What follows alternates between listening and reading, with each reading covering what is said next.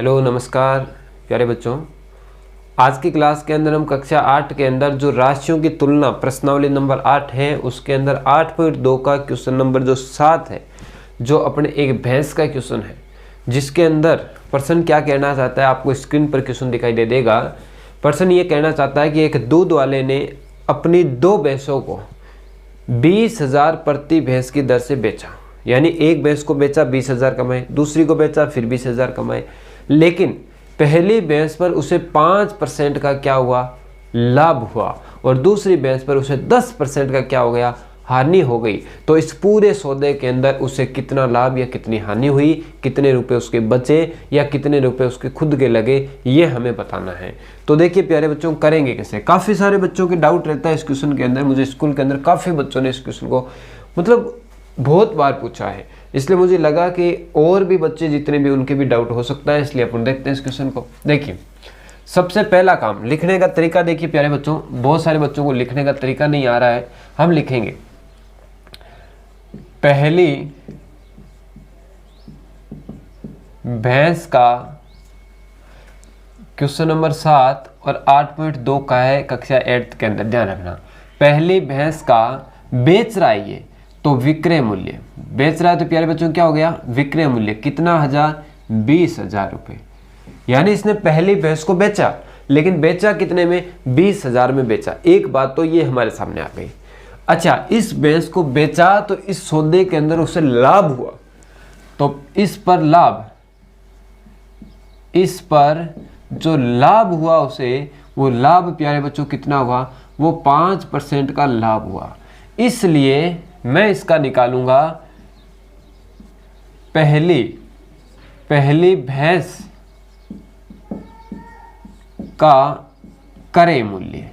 हमें प्यारे बच्चों क्या दे दिया, विक्रय मूल्य दे दिया, हमें क्रय मूल्य निकालना है। तो क्रय मूल्य निकालने का फॉर्मूला क्या होता है, ध्यान दो। क्रय मूल्य का फॉर्मूला प्यारे बच्चों ये होता है कि विक्रय मूल्य बट्टा 100 प्लस लाभ या 100 माइनस हानि। लाभ हो रहा है तो लाभ लिखिए, हानि हो रही है तो माइनस हानि, और गुणा में क्या आ जाएगा, 100 आ जाएगा। क्लियर। अब देखिए हमने क्या लिखा, विक्रय मूल्य। विक्रय मूल्य अपने पास भैंस का कितना है, 20,000, तो हमने लिख दिया 20,000 बट्टे के अंदर 100 प्लस 100 का 100, लाभ कितना है, लाभ 5 है तो 5 लिखा, और गुणा के अंदर क्या आ जाएगा, 100। आपको प्रतिशत चिन्ह नहीं लगाना है, ध्यान रखना, फॉर्मूले के आधार पर चलना है। 20,000 का 20,000 और बट्टे में टोटल कितने हो जाएंगे, इन दोनों को जोड़ेंगे तो ये हो जाएगा 105, और गुणा में क्या है, 100। अब प्यारे बच्चों हम इसको काटेंगे। अब जब हम इसको काटेंगे तो ये कट रहा है आपके किससे, 5 के पाड़े से 20 बार, इसको काटेंगे 5 के पाड़े में 21 बार। अब हम आपस में इनको गुना करते हैं। जब इससे गुना करेंगे 20 को 20 से, तो हो जाएगा 400, और ये 3 जीरो के 3 जीरो आ जाएंगे, है ना, तो 4 लाख बन जाएगा। इसके बाद बट्टे में है 21। जब हम 21 का भाग देंगे, 21 का भाग देंगे तो 19,047 पॉइंट आपके पास 61, इस प्रकार से आपके पास रुपए निकल जाएंगे। अब यहाँ से ये जो निकला है, इस निकले हुए मान, ये जो किसका निकला है प्यारे बच्चों, पहली भैंस का क्रय मूल्य निकला है।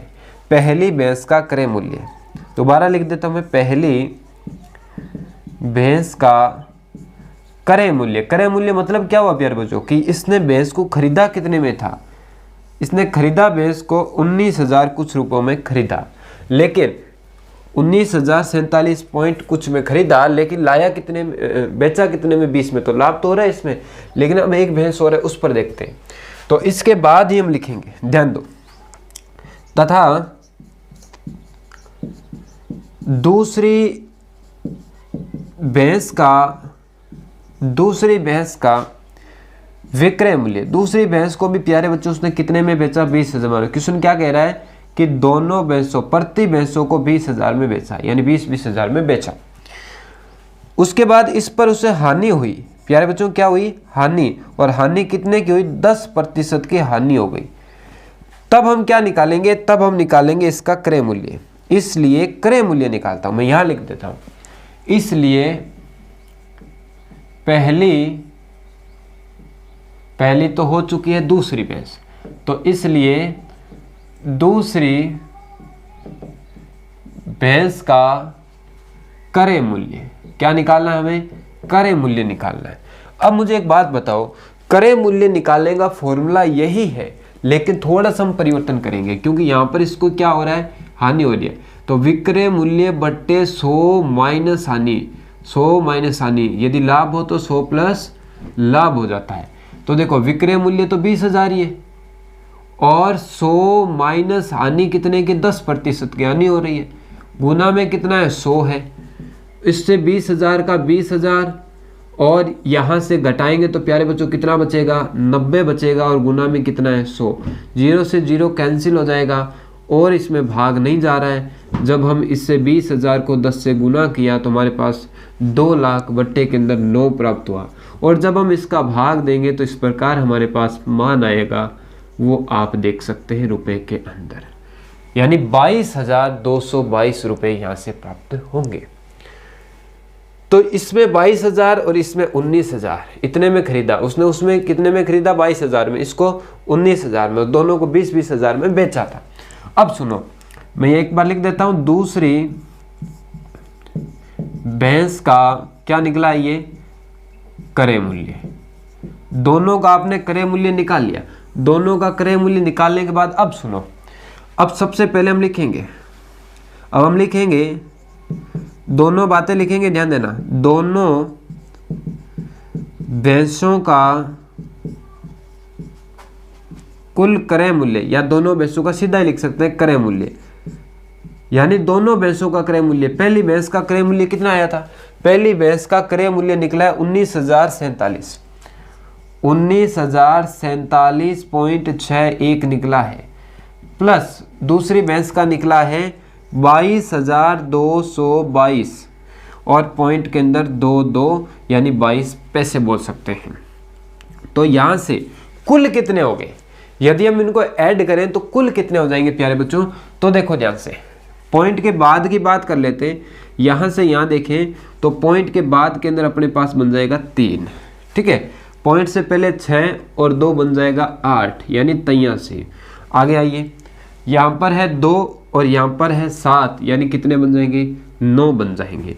आगे आइए, 2 और 4 यानी 6 बन जाएंगे, 2 और 0 यानी 2 बन जाएंगे।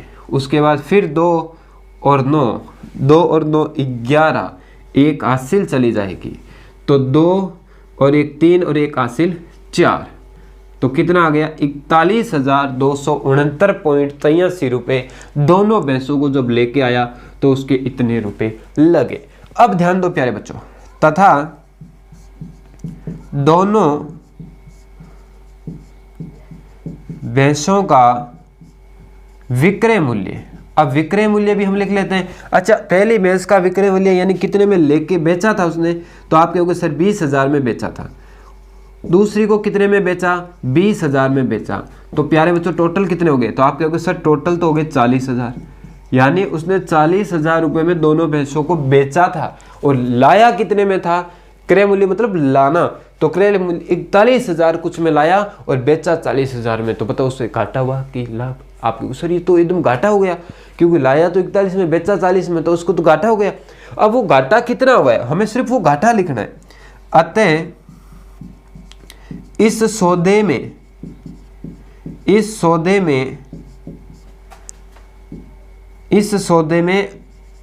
हानि हुई, इस सौदे में क्या हुई, हानि हुई।